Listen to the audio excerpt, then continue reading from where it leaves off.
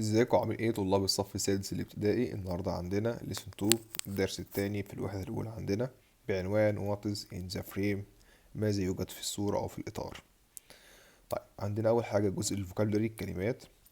قبل ما نبدأ ركز معايا، ولو انت أول مرة تشوفنا اشترك وفعل الجرس عشان يوصلك كل جديد.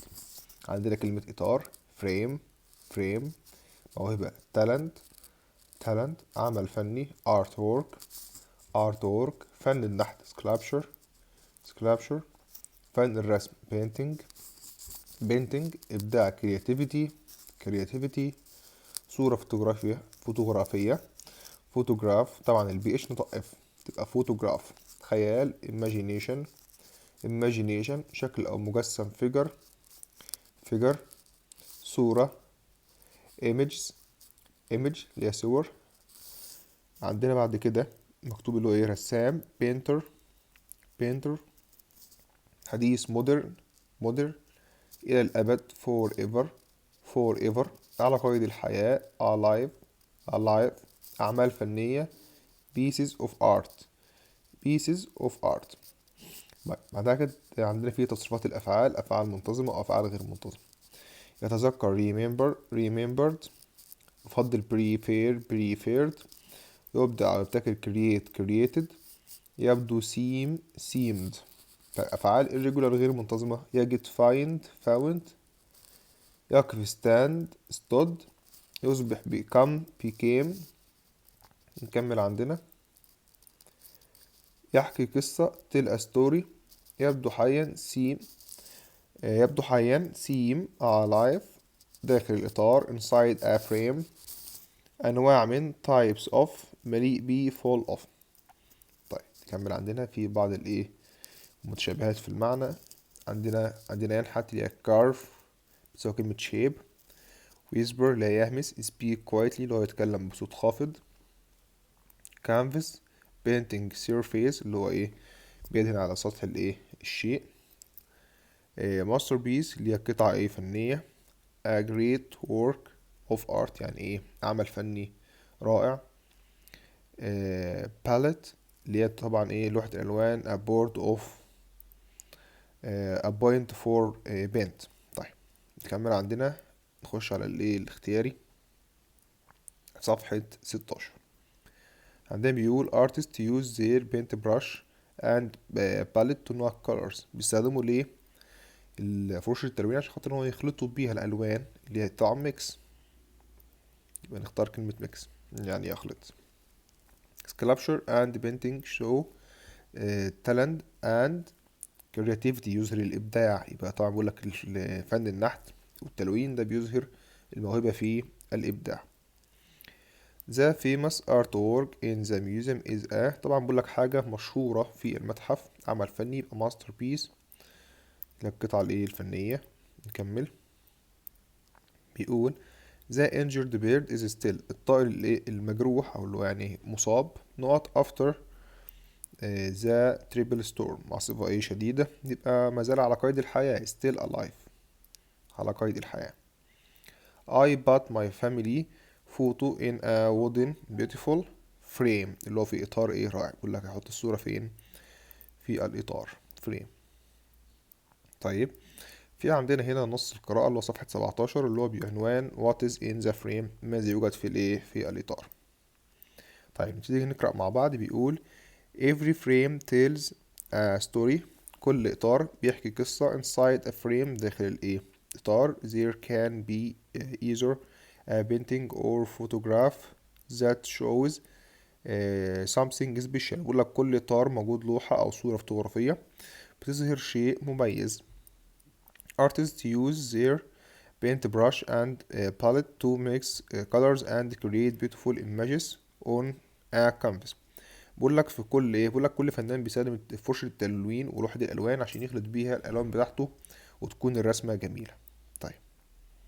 طبعا كلمة canvas اللي هو الرسم على القماش. طيب نكمل عندنا some artists prefer sculpture بعض الرسامين أو بعض الفنانين بيحبوا بيفضلوا النحت.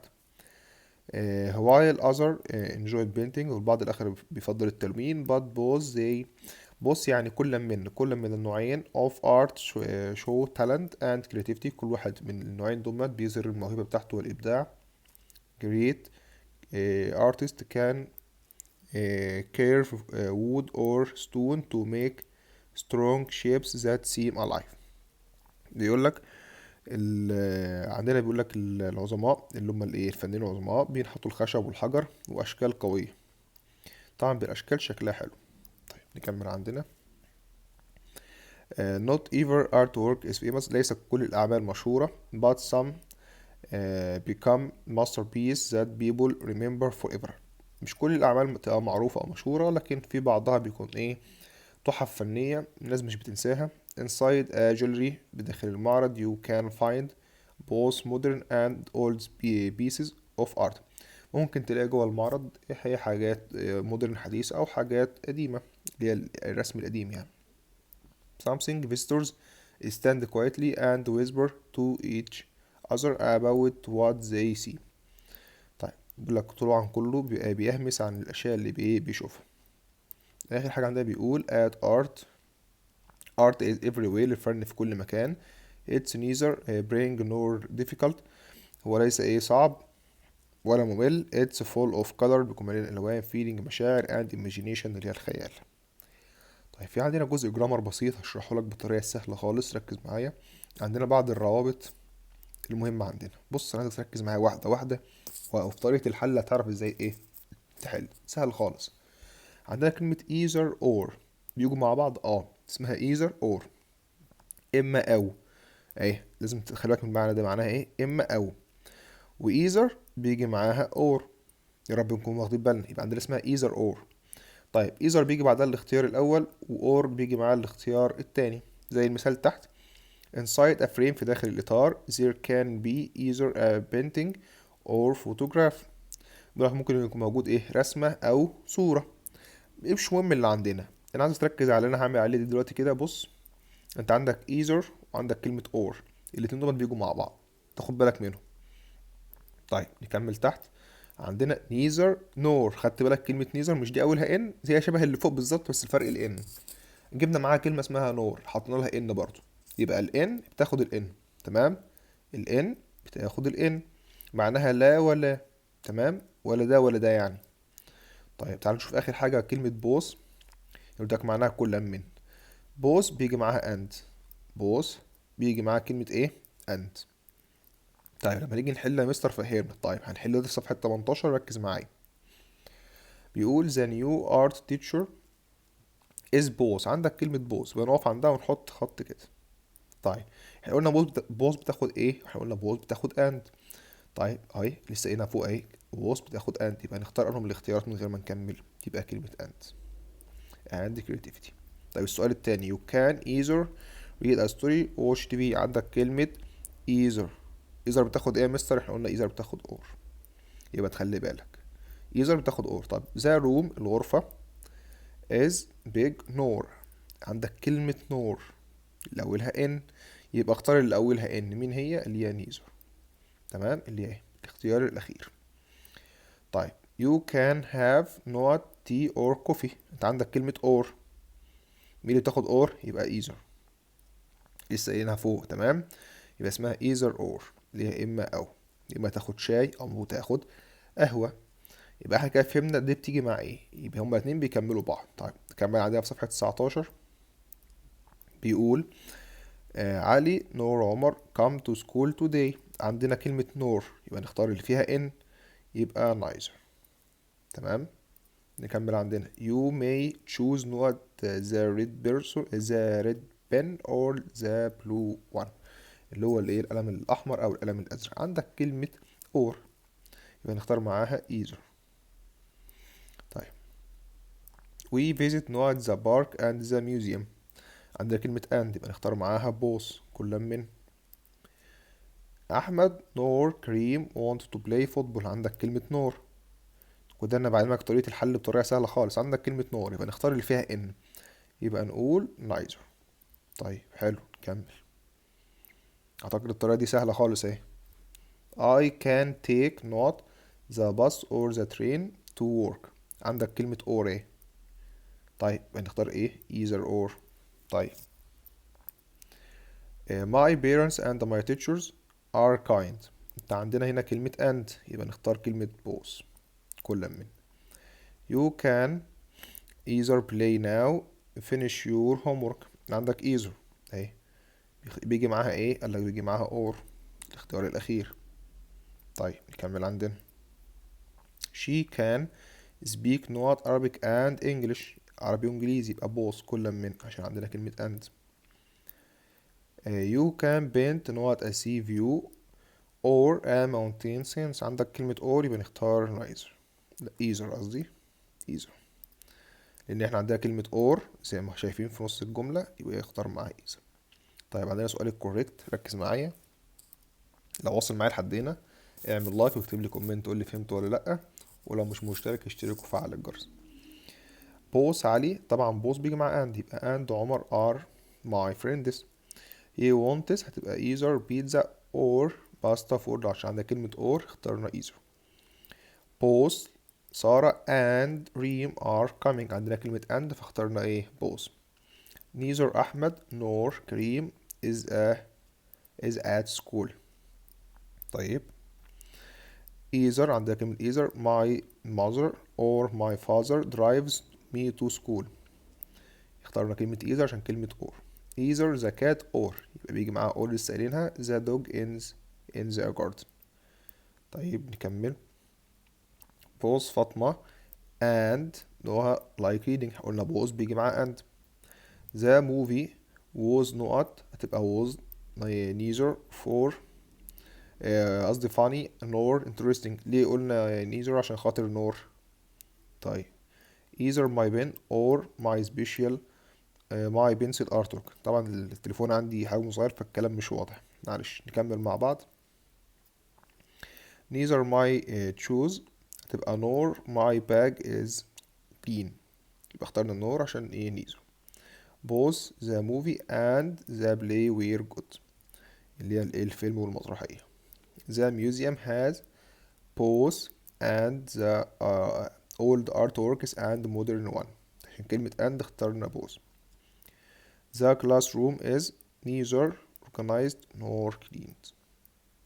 طيب عندنا general exercise في صفحة 20. عندنا جزء listening، طبعا زي ما انا حله قدامك ده موجود في اخر الكتاب. تخش على الجزء المهم اللي عندنا الاختياري.